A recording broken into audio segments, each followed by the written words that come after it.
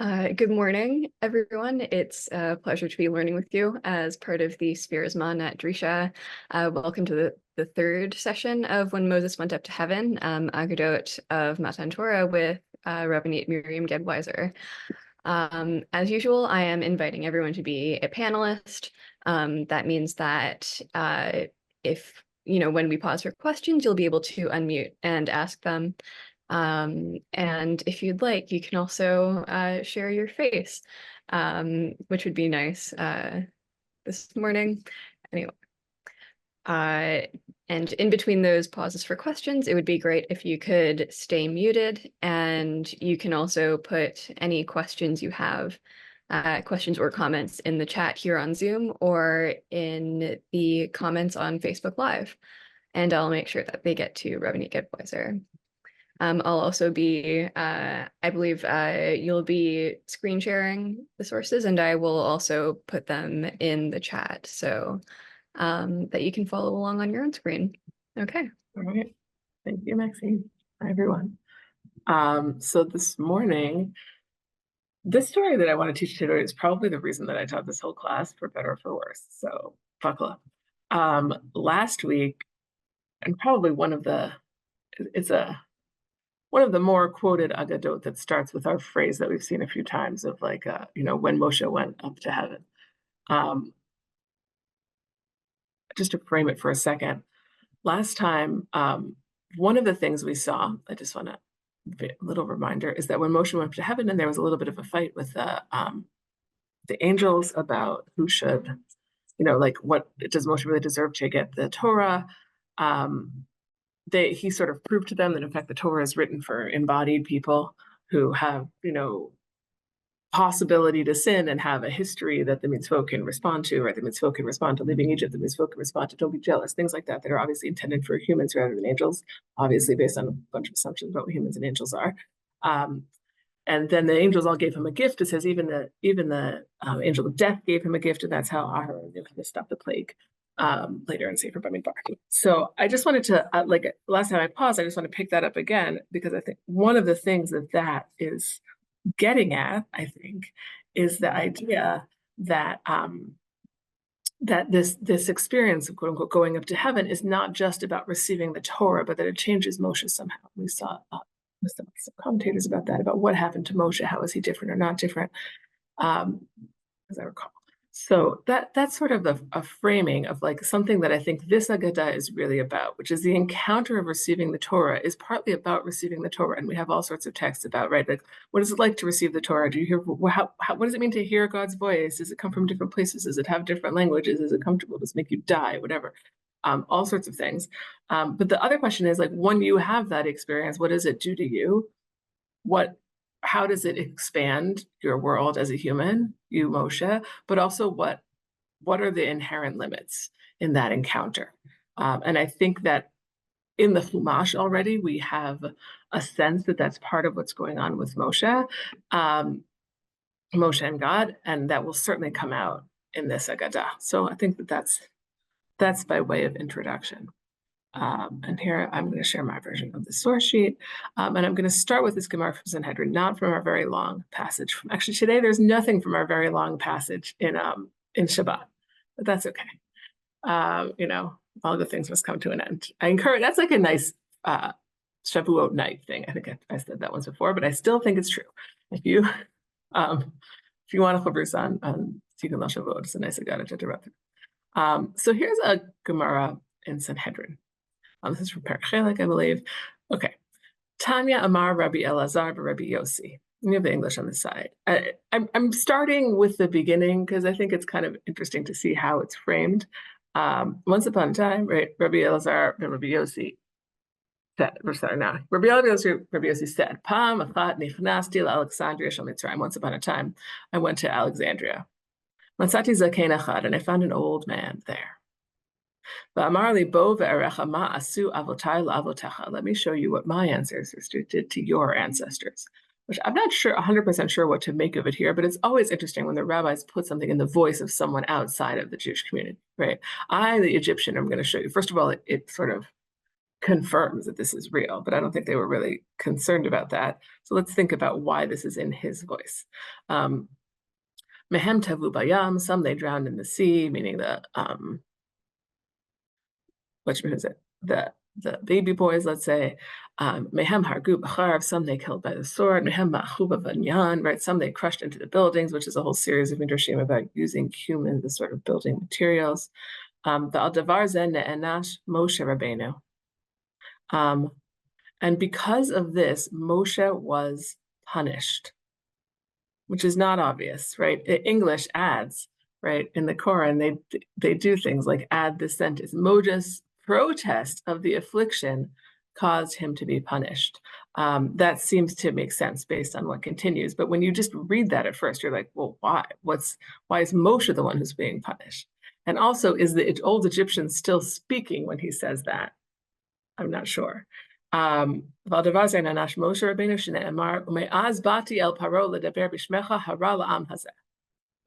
Moshe said to God, since I came to power, everything has gone wrong. Right? All you've done is right, he's done evil to this people, right? And the end of the pasuk, and you, God, have not delivered them. Right? I believe. So okay, so we have this ancient Egyptian, not ancient, old Egyptian, who is introducing to a Jewish onlooker these atrocities that occurred and saying, well, I don't know if he's saying, but it seems like he's the one saying this, right? And then maybe the rest is going to be Rabbi Yossi, but not clear, right? It's not clear, right? If he's showing it as sort of a form of, presumably not pride, maybe he feels regretful, but he doesn't know how to say it. Maybe he's saying like, this was part of God's plan, and that's why, right?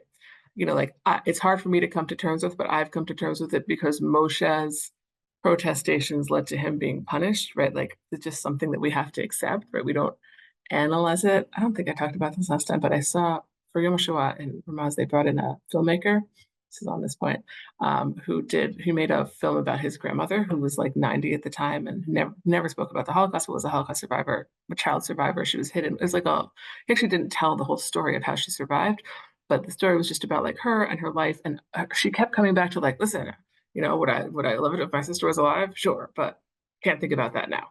And that's almost like like very much sort of like the opposite of like the type of processing that say like this 30-year-old filmmaker would want to do.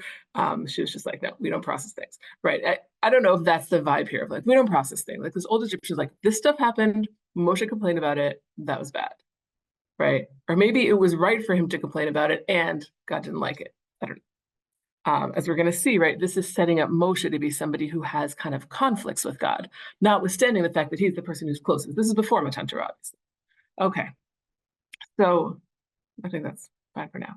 Amar lo HaKadosh Baruch Hu, right? God said to Moshe, when Moshe said, right, since I came to power, all this bad stuff has been happening, right? Right? I long for the people who used to be, who are lost, right? The former generations, the old people. They don't make them like that anymore kind of statement, right? And who's like that? Like the original Avot. Right? I revealed myself to Avram, Yitzchak, and Yaakov with the name El Shaddai, right? Velo here haru amidotai, and they never asked questions about my attributes, my ways in the world. Velo amruli ma shimcha, and they never said to me, "What's your name?" Right? Which this is a reference to the sort of the burning bush episode and the messages that Moshe gets there. Right, and it's saying that Mashimcha is like God says, right? I revealed myself to them with this name, and I'm revealing myself to this other name. And Moshe keeps pushing there. We could look at it, or I encourage you to look at it. Amarti, so then he gives an example for each of them. I said to Avraham, Kum hitalech ba'aretz l'arkal l'rashba, go traverse the land for its length and breadth. I'm going to give it to you. Bikesh makom likvor Sarah. I promised him that I would give him the land. Then it comes time to bury Sarah. Right, and he had shekel kesef, right, and when it came time to actually like, make good on his quote unquote ownership of the land, he had to pay 400,000, whatever, like a ton of money just to get a burial plot. But we don't see Abraham ever then saying, God, you promised me the land and now it's not going well, which is interesting. I think that like in our generation, people love to make a lot of the fact that Abraham did at least once, he did once challenge God's values, in the case of stone, right? But that's not what this is, right? I think here it's about challenging God's breed or God's sort of follow through.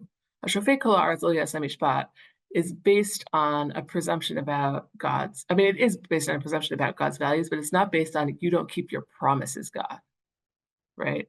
That's what Moshe's saying. You told me you're going to save the people, but you're not keeping your promise because it's getting worse for them. That's what Abraham didn't say. Abraham didn't say, you told me you'd give me Eretz Yisrael, and now I can't even get a burial plot. I think that's sort of the idea, but it's worth noticing that it's not, this is eliding some other things about these other characters that might not make this picture so pretty. Amar to Yitzchak, so God said to Yitzchak, Gur ba'aretz. So it's the same thing. I told him, live in this land, and then he was looking for water and he couldn't get it, and he had this whole fight. And he never said, God, what's up with that? You told me I could stay in the land. You, in fact, if it's Yitzchak, you instructed me to stay in the land rather than to leave, and then like I'm having this fight, right? Amar to the Yaakov, and it happens that these came with these little numbers, but it's actually useful. They came with the numbers because I used the Sefaria Google Docs plugin, which I'm still learning how to use. But if any of you guys are in that market of putting text into sources, it's worth having. Amar to Yaakov, right? God said to Yaakov, the same thing. I'm giving you this land that you are lying on, right? And then later he needed, right? Right, he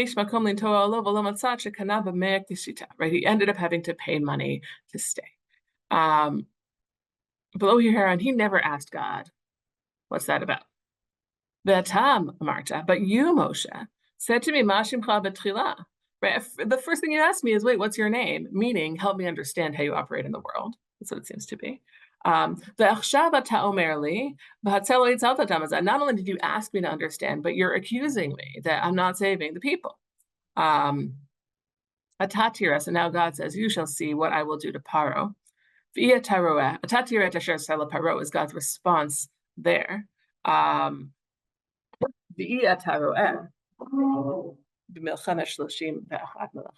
Right? Implicitly, you're going to see what I do to Paro only. You're not going to see the later salvations of the Jewish people as they come into Israel.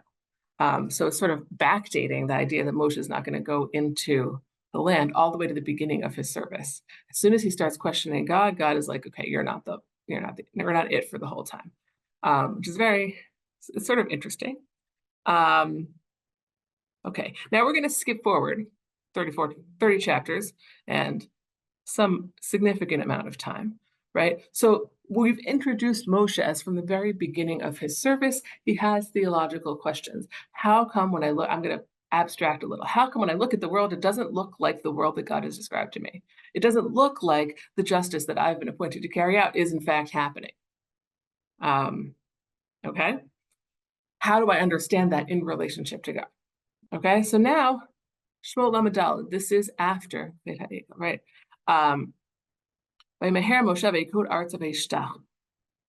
Let's go look. This is from the Yud Gimel Midot, right? It's probably worth looking at that. Exodus 34. I should have had that open. Sorry. We'll look at Safari because it's, it's actually easier on another situation. And now I'm going to say, here we are. Right. So this is sort of, here we are. Last time we talked about like which time is Moshe coming up to Har Sinai, right? When it says when Moshe went up to heaven, it mostly seems like it's talking about when Moshe went up to heaven right after the Sefer Dibrot.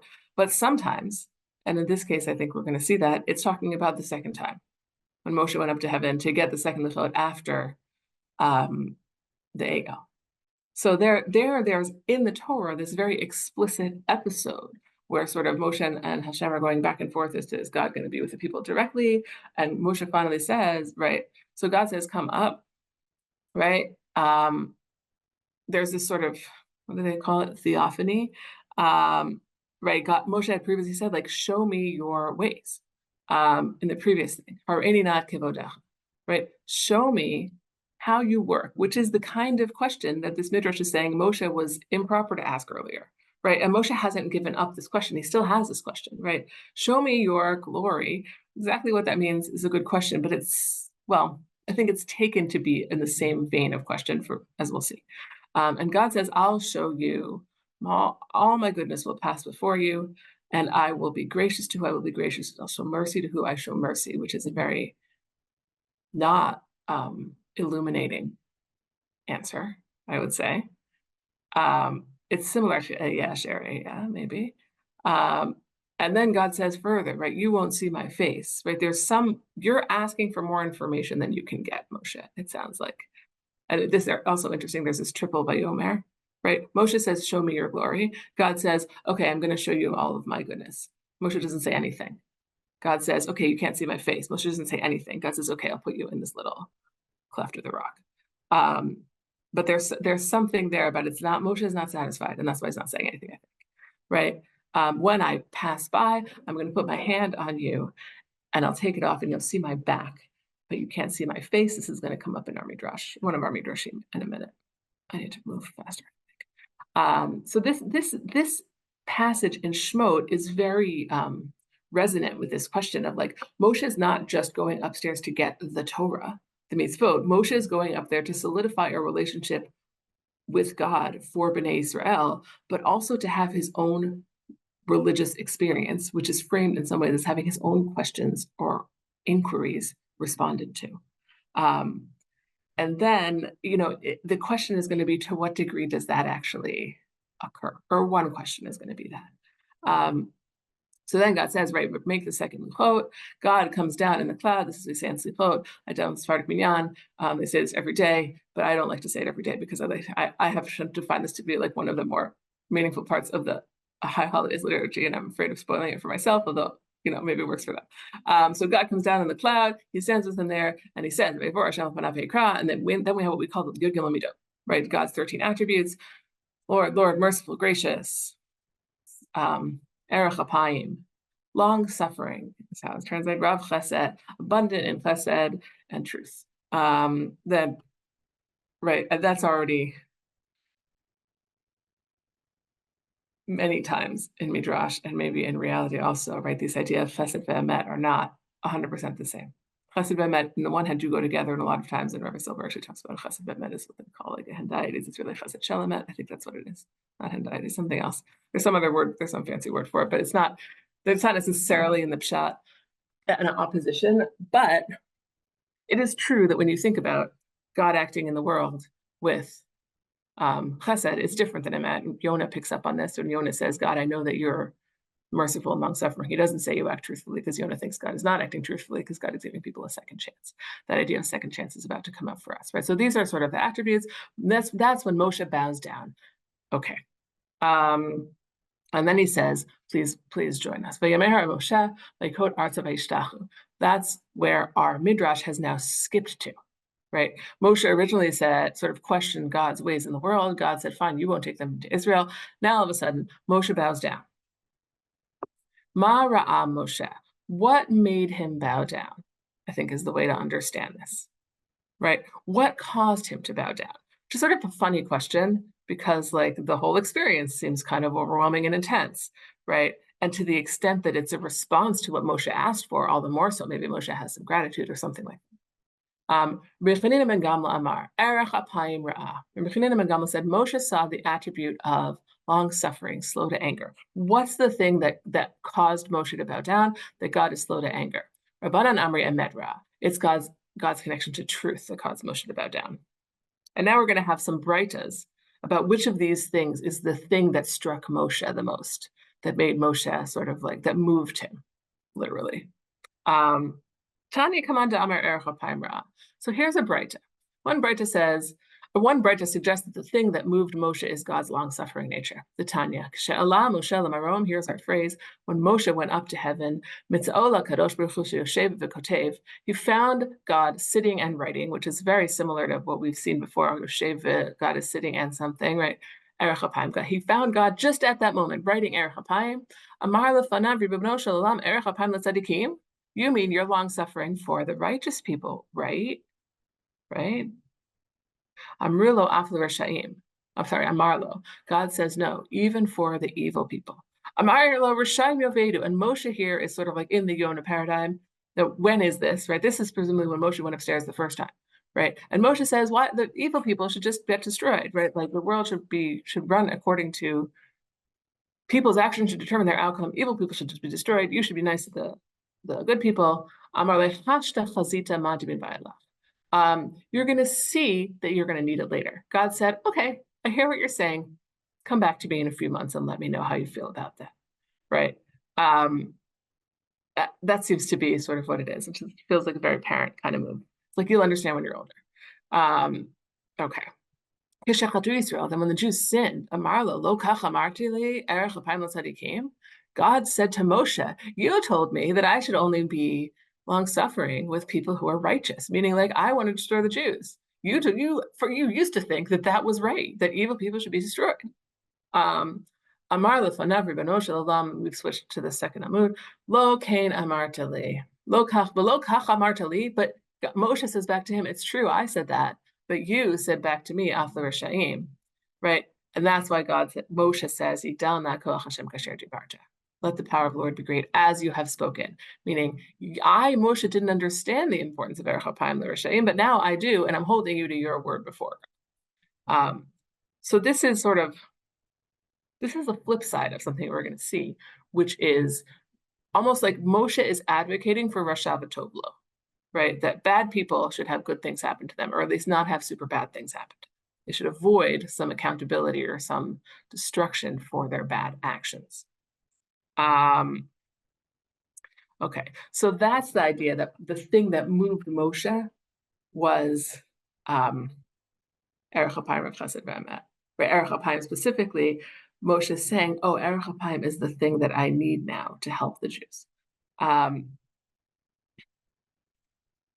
It's kind of interesting and because this places Moshe's initial encounter with the Yud Gimel Midot as during Matan Torah before the sin, even though he has the experience of receiving them from God later. That's sort of like a question, sort of like a weird time machine question about when you receive the Torah. But okay. And in this case, it's sort of like it appears. Then it can happen all the time. Rabbi Chaga have a salik. Rabbi Chaga was the Azil Badraga. He was going up Madrigot stairs. Devei Rabba Bar Shela, in the house of Rabba Bar Shela, and Shamei Lahu Yanuka. He heard a certain child. Da'amar edotecha ne'emnu ma'od leveit chana v'kodesh. Your testimonies are very sure. Sanctity becomes your house, Lord, for the length of days. Hashem la'orech yami, right? Which a lot of us, it appears in our literature also. V'samichle tefillah l'Moshe. And the next, and nearby, the first, this chapter of Tehillim is introduced with Tefillah Moshe, a prayer for Moses. Amar Shma Mina Erech Apayim Ra. The prayer, the psalm that's attributed to Moses says, "Hashem la'orech yamin." Right? You're patient with us. So that shows that that's the thing that moved Moshe, not Emet. Okay. I want to say a few things. First of all, this text explicitly has the idea of Moshe's sort of two encounters with God, one before and one after, and Moshe's understanding of the nature of the relationship between God and the world sort of changes. At first, he doesn't understand why Erech Apayim is an important part of God's relationship to the world or to the Jewish people, and afterwards he does understand.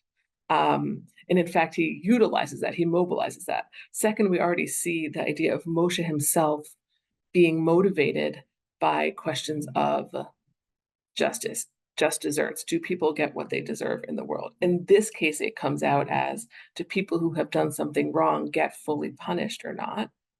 But at the very beginning, it was actually, right, why are bad things happening to the Jews? Moshe is interested in both sides of it. Why are they suffering so much when God, you said you would save them? And now why are they, right, can they be less punished than they kind of deserve?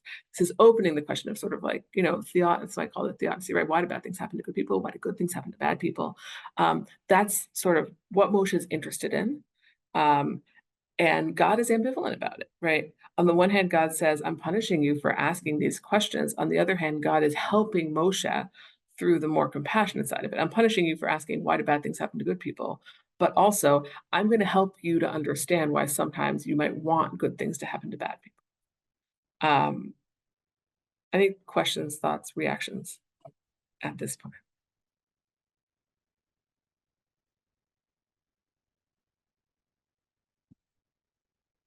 Feel free to interrupt if you think of something, or if you're still typing in the chat, I'll pause. I'm Okay. enjoying nuancing the whole idea of justice, which obviously is something that we've all been struggling with since October 7th. I'm not sure yet how I feel about it, but it's definitely totally relevant.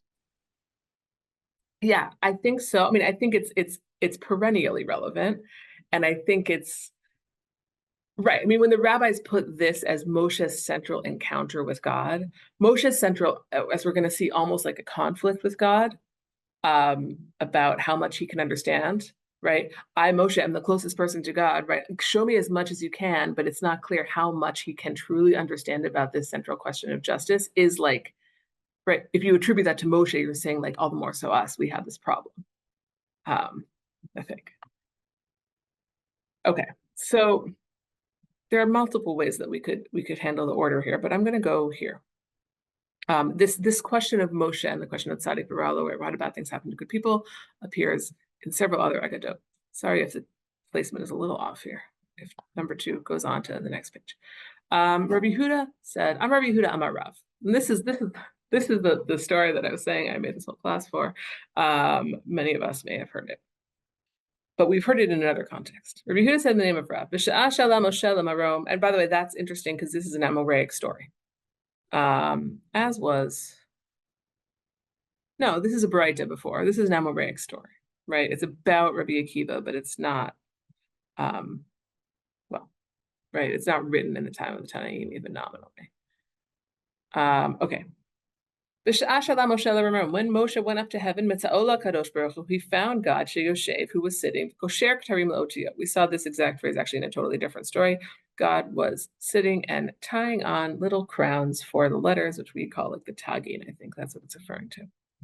Amar lefonav, he said before him, Ribono shel olam, Master of the universe, mi ma'akev al yadecha. Literally, who is stopping you? Meaning, like, I'm here. It seems like you're just doodling in the margins. Just give me the Torah. That's how it's usually understood. Amar lo adam echad yesh shatid lihiyot b'sof kama dorot. So God said, actually, there's this one guy who will come into existence after many generations. Akiva ben Yosef shmo. His name is Akiva ben Yosef shatid lidrosh al kol kotes v'kotes, on every little. It's translated usually as like jot and tittle, on every thorn, every little point. Tilim shel halachot, mountains and mountains of halachot. For the record, I don't think we actually have those preserved, but the point that, if you want to abstract it, the point is, right, every detail in the Torah matters because there's somebody who's going to use them to derive all sorts of stuff. So Moshe says, cool. Amar lefanav ribono shel olam harei li, I want to see him. Amar lo chazor la'achorecha, he said, turn around to behind you, which maybe resonates with the idea of v'ra'ita et achorai. You're going to see my back, God, right? You look at behind you, Moshe. Halach v'yashav b'sof shmona shirot. So Moshe went and sat in the very back of Rabbi Akiva's Beit Midrash. V'lo haya yodea mahen omrin, and he had no idea what they were talking about. Tashash kocho, and Moshe gets sad. Okay, so Moshe is just sitting there bewildered.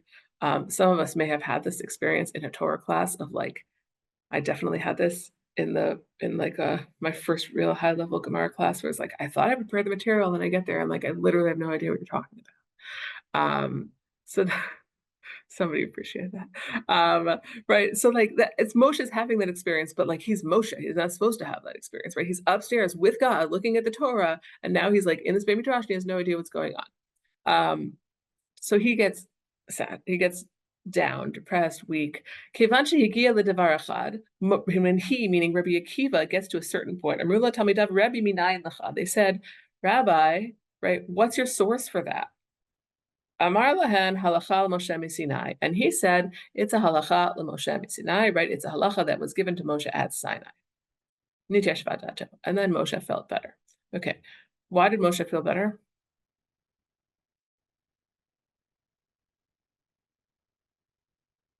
There's two answers. He's still part of the conversation. Okay, he's still, okay. So I think that when people teach this story, anyone else? Right. A lot of times when people teach a story, they teach it in the context of sort of like the fluidity of Torah Shabbat and how, like, in conversation with Lo B'Shamayim and other things, how, right, like the quote unquote original Torah changes over time, and that's okay because it's all part of the same interpretive tradition, let's say. That's one way of reading the text. There's a quote unquote firmer way of reading the text, which is Moshe has not yet received the Torah. Moshe went downstairs, was like, I have no idea. And then he's like, oh, but I will soon. Once God gives me the Torah, I'll understand. That's how actually they translate it here. Moses, his mind was put at ease. I think I erased the sentence that they put in there because I felt like it was putting a thumb on the scale. But I believe if you look at the original Sephardi translation, it says because he realized that he would receive these things. Meaning the question is, when it says Halacha Moshe Messina, does it literally mean that it came from Moshe and it just hadn't come yet? Or does that mean that we can use the phrase Halacha Moshe Messina about things that Moshe himself didn't know? So that's like a whole question, which is not my question today, but it's very interesting. And I have some thoughts in a minute about why this story, where it is very interested in that question. But okay.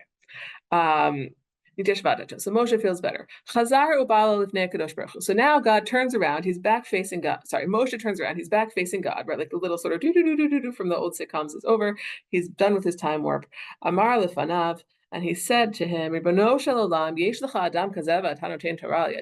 you have somebody like that. He seems like a genius and amazing. Why are you even bothering to give the Torah through me? You could just wait for him, or you could make him born now. I don't know.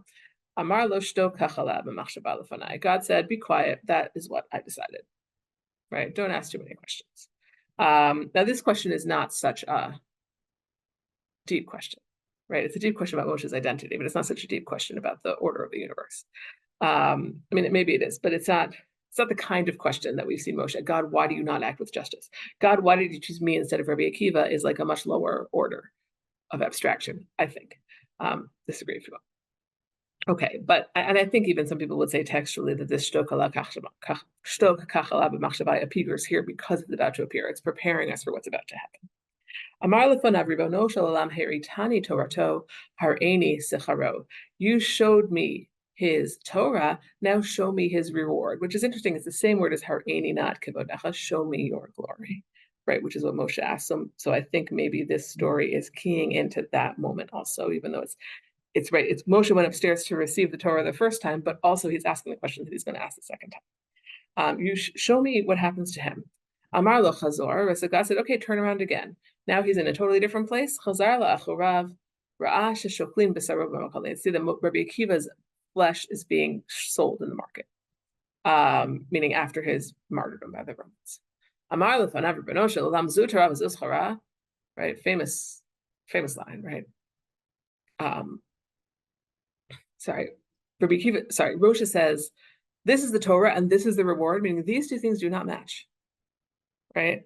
And God said to him, be quiet. That's what I decided, right? This is the intention that arose before me. I see something in the chat. You think he's questioning, right? You think when he says, why are you giving it to me instead of him, it's questioning God. Like, God, don't you know you have someone better? It's questioning God's omniscience, just a question in the chat. Maybe it is somewhat serious, right? It is real in the sense of like the whole premise of Moshe receiving the Torah is that like this is the best way for the covenant with the Jewish people to unfold. And Moshe's like, but is it really? Am I really that guy? Which is of a piece with his initial hesitance to take on leadership. Yes, but it's certainly more particular.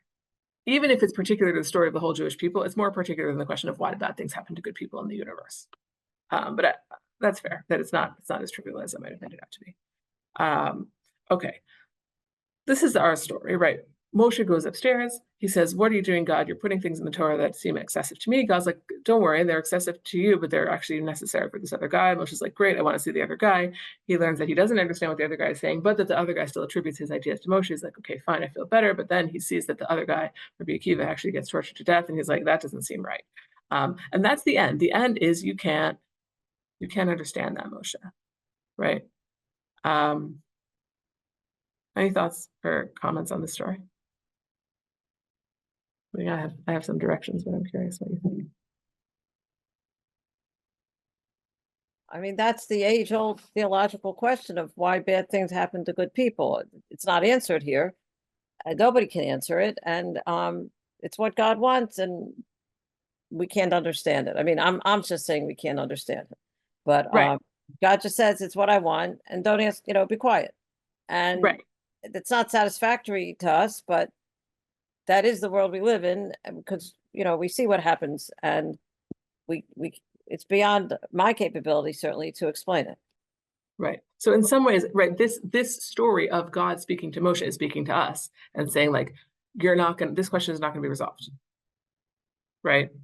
In some way, right? It's like for us, it's not going to be resolved for us. It wasn't resolved for Moshe. Even Moshe, right? If the question is sort of like, what does Moshe, in addition to the words of the Torah, learn when he goes up to heaven? The answer is he doesn't learn why bad things happen to good people. Right. That's the thing he most wants to know, maybe, as we saw in the other text also, but that's not the thing he fully learns. Right. He gets the Yud Gimel Midot maybe are related to that, but they don't fully answer it because you can't see God's face. Right. I think that's a piece of it. I just want to share a thought from Rabbi Nachman, who talks about this. It's not on the source sheet, but because I'm very attached to sort of teaching through text, but sometimes it's just that it becomes like its own swamp. I'm not sure this would be that, but he says, right, that there's something actually, it's not just be quiet, don't ask that question, but that shtika, this is how I would frame it, shtika is in fact its own activity, right? That when you're confronted with unsolvable philosophical problems, rather than kind of talk yourself in circles through them, and maybe talk yourself, or Rabbi Nachman really doesn't like philosophy, so you talk yourself into a place of doubt and heresy, right? You have to put yourself in a place of not talking, of quiet, and that actually, right, for him, it's singing might be part of that. That's actually the thing that can allow you to understand, might not even be the right word, but sort of like come to an arrangement or an agreement with what seems like the unfair parts of the universe. If you sort of don't try to approach them rationally, you're going to approach them through some non-rational part of your connection to God. Right, right? You, Moshe, need to be quiet in order to answer that question. I can't answer that question for you with words. It's something that you're going to have to arrive at through a meditative state or through song or something like that. So that I think is sort of an interesting take. It's in Samach Dalet in Likutei Moharan. It's an interesting take, and it's interesting these questions of Moshe and that's like, a lot of people consider that like it's like one of the central pieces in Likutei Moharan by many students, right? This and one of the next Gemaras we're going to see, both. I'll just say, right, another one of the Gemaras we're going to see, which is also about the question of Moshe and theodicy, becomes like the basis at the very beginning of the Tanya, right? Like that reception history of these stories about Moshe asking why do bad things happen to good people, and in both cases, it's going to be a creative reinterpretation, but there's some idea that this is about something that's central about the encounter with God, right? Moshe has some central encounter, right, which is either responded to in a satisfactory way or not, or he gets something but everything, right? And that has to mean something for us. So I want to go from this story in two directions. My main thread is still this theodicy question, right? Like Moshe's encounter with divine justice or the lack thereof, right? So far we've seen that Moshe kind of gets punished for it, but God also kind of gives him pointers for how to, in some ways, right? If we go back to the first story, God teaches Moshe to appreciate that sometimes you might want good things to happen to bad people. I don't know if the flip side is like, you can't ask too many questions when bad things happen to good people, because it turns out that the universe doesn't operate on a principle of emet or justice. And sometimes that's good for you and sometimes that's bad. I don't know if that's that's an answer to that, but that seems to be something implied in the beginning. Here, right, there's this idea that like Moshe just doesn't get an answer, but it's still his question. It was his question at the burning bush and it's his question now. I wonder if he actually does get an answer, because like, if you think about it, it's not just like a logic question, right? Because like there's so much emotional baggage associated with this question. I'm not sure that he actually wanted to know the actual answer to this question specifically. I think he wanted to know kind of the underlying question, which is like, God, do you not care about me? Like, how did this just happen if you are actually like a loving God who's, in a relationship with me, and my people? Like, what happened? What just happened here? And so God actually does answer that question, the real one, by saying, you know, like everything did happen according to my plan. And here I am talking to you. So yeah, we are still in conversation and relationship. You might not understand it, but it's okay. God totally answered the underlying question. Right. I wouldn't say totally, meaning in the sense of like, right. Like the idea If that God like, spoke oh, somebody directly can to answer you, they me can and answer I you heard God's no. actual words, I would Right. totally feel like I was in a relationship with God.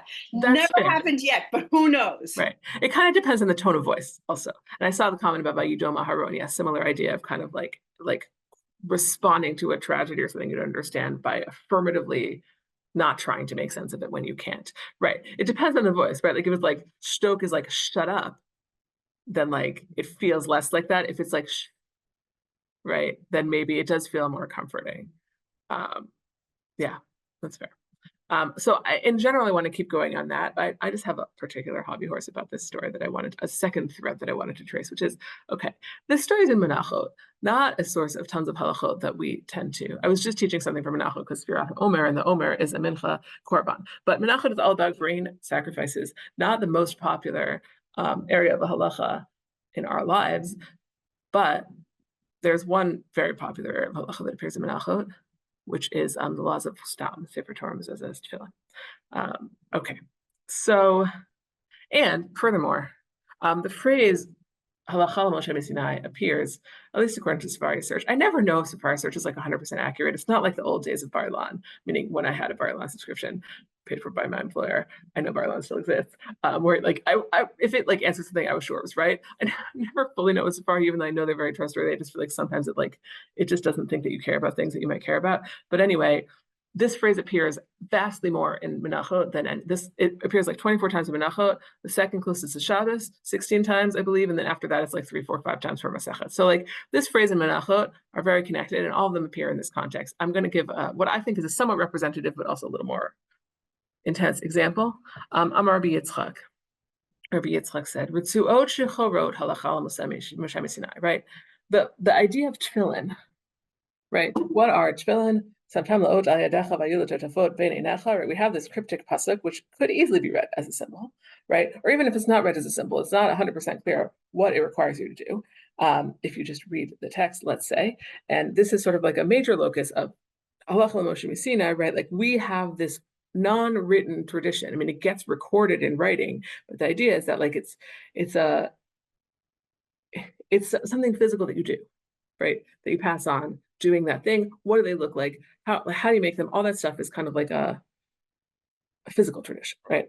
So the Gemara Menachot says about many, many features of the tefillin, like they have to be X, Y, Z, and that's because of halacha Moshe Sinai, which is a way of saying like we don't have a textual source for this, right? The word totafot like doesn't really dictate all the things we know about tefillin. So he says, right, the fact that the straps have to be black is halacha Moshe Sinai. But now we have a brighter that seems to contradict this.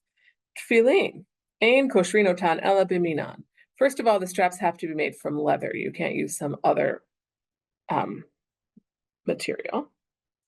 Yerokod, bein yerokod, bein shchorod, bein levanon. You can make them any color, green, black, white, adumot lo yasa, but you shouldn't make them red, because red is sort of like a bad color, or devar acher, something else, which the English will helpfully explain for us, which I think is later in the Gemara. Unless people suspect him of engaging in intercourse with a menstruating woman.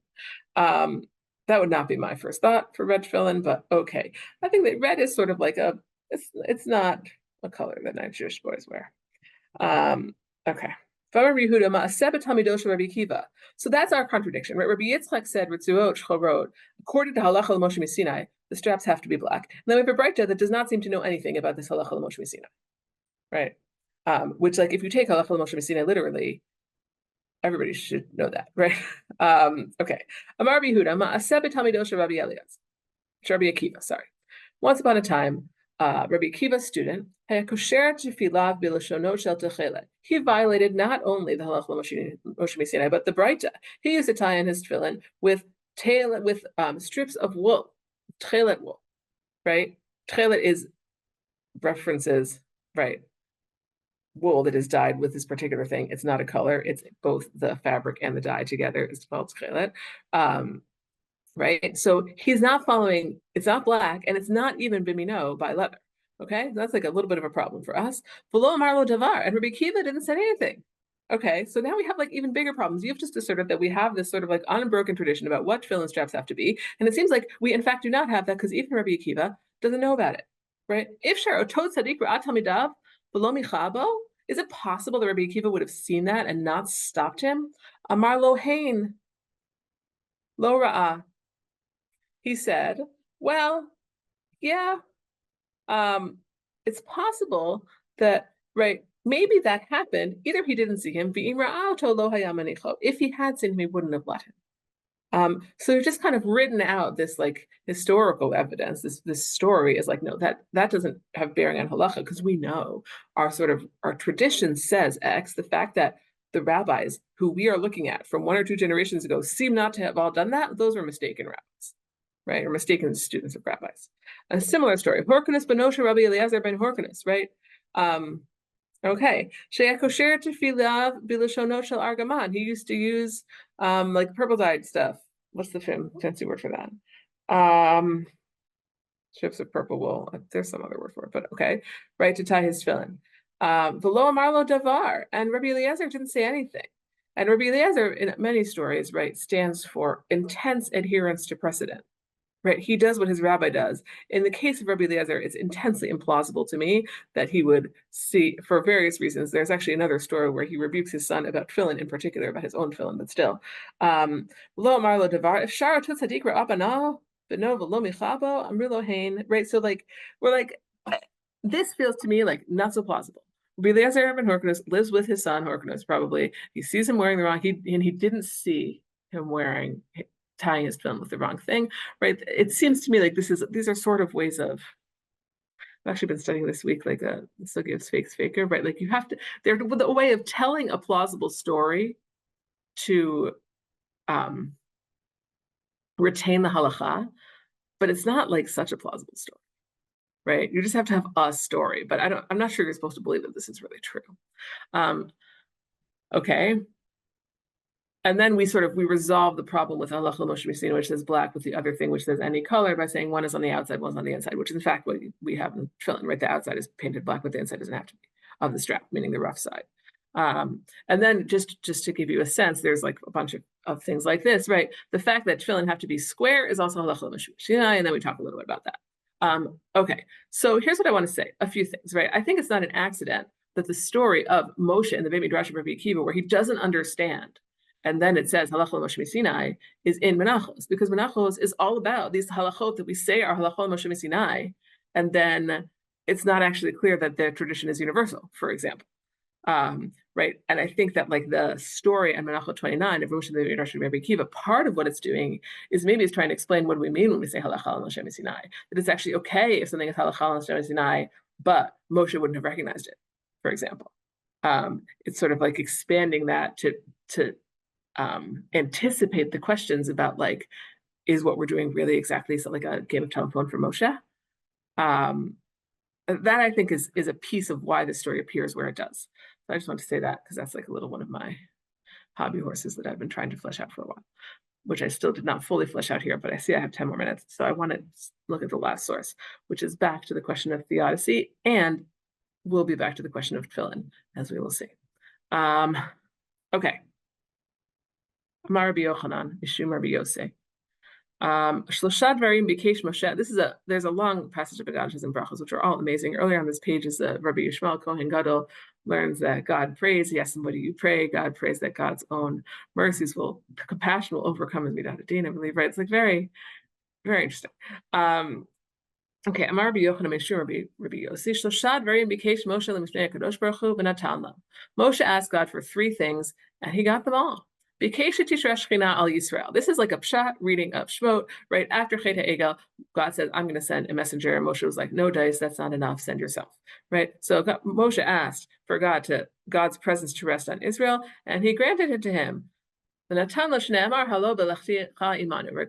said, won't your people be distinguished by you following us? And God, in fact, goes with them. Okay. Bikesh shelo tishresh shechina al ovdei kochavim. Then Moshe requested that God doesn't rest his shechina on the nations of the world, right? Right? God, Moshe says, so me and your nation will become unique. Okay. And then this is our question. He asked for God to let him know God's ways. V'natanlo, and he got his answer. Shene Amar, hodi'eni na d'rachacha, which you saw in Shemot after Chet Ha'egel, right? Show me, or actually not in Shemot, sorry, not after. Yeah, show me your ways, slightly earlier in that same passage, right? Before Ha'eni na d'chodecha, but similar question. Show me your ways. Amar lefanav ribono shel. Here's how. The first question is, here is how Rabbi Yochanan, here's how this Gemara is going to translate that question, show me your ways, which is very vague. We've seen before that it's connected to the question of justice, God's justice. God, why is it that there could be a good person who has good things happen to them and a good person who has bad things happen to them? Bad people, sometimes good things happen to them, sometimes bad things happen to them. Amar lo Moshe, and God answered his question. Now, are you ready? Right, we're going to answer the question of why do bad things happen to good people.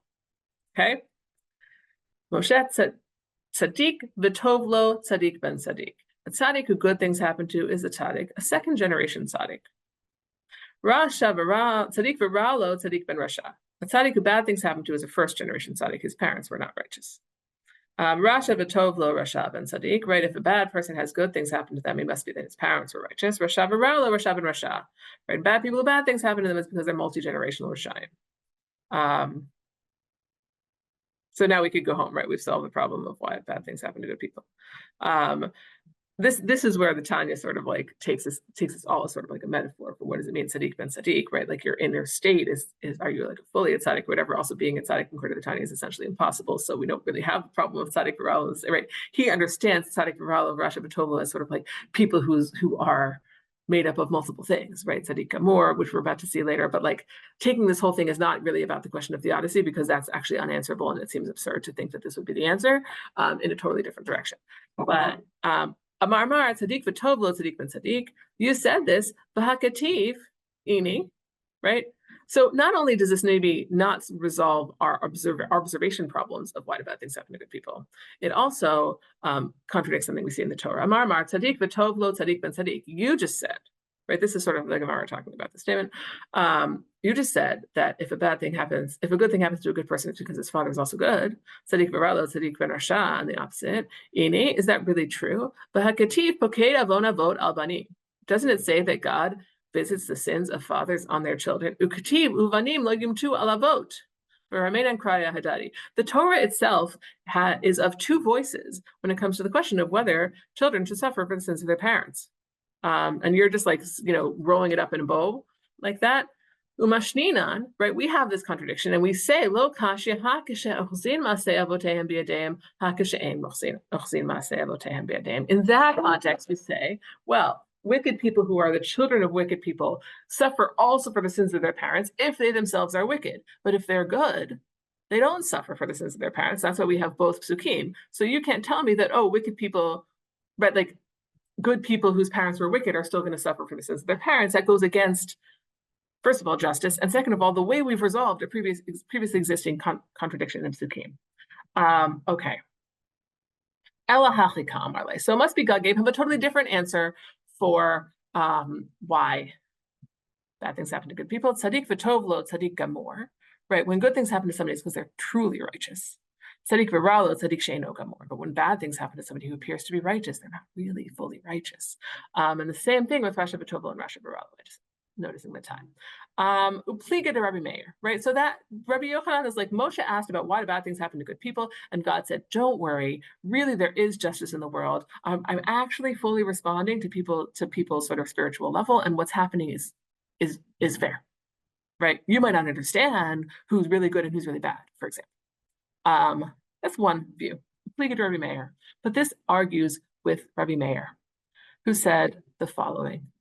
Shtayim natnulo. Moshe got two of his requests, v'achat lo natnulo, but he didn't get one. The one he didn't get is the answer to why do bad things happen to good people. He got that God would come, and he got that God would not come with analogies, but he didn't get why bad things happen to good people. Right? God said to Moshe, I will give grace to whoever I will give grace to. But Meir is interjecting, even if he doesn't seem deserving. Right? And I will give mercy to those who I give mercy, even if they're not deserving, if they don't seem deserving. Okay, meaning that God has asserted, which we saw at the beginning in Shemot, God has asserted, it is what it is, right?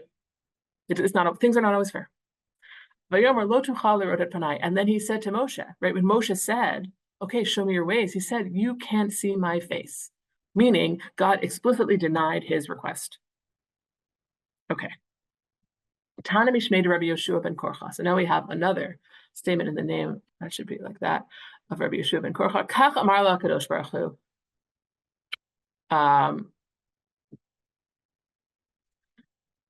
Moshe. God said to Moshe the following: Kisharatziti lo ratzite. There was a time when I wanted to reveal this secret of the universe to you, and you didn't want to receive it. Right? But now that you want it, I don't want it anymore. Which is when might that time be?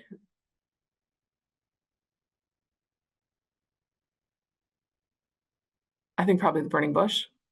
Right, when God tries to give this sort of like revelation of I used to be Kel Shekai, and now I'm Shmi Hashem, and Ayah Sharia, and all this stuff. And Moshe is kind of like, yeah, they're not going to understand that. He seems to, right, and it switches from Ayah Sharia to Eheyah. I think that's part of maybe what this is referring to. But we'll have to look at Rashi there actually. Pretty good Rabbi Shmuel, right?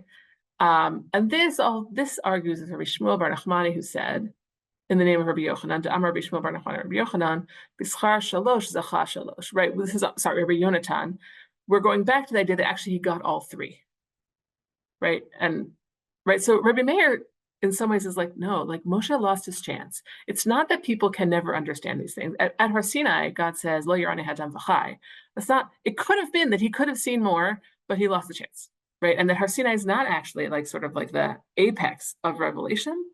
It's his what happens to Moshe there is determined by his previous relationship with God, which has had ups and downs. Now we're going to have another, going back to the original, that Moshe was in fact answered. I'm just going to rush through it because I really want to see the last line. At the burning bush, Moshe hid his face.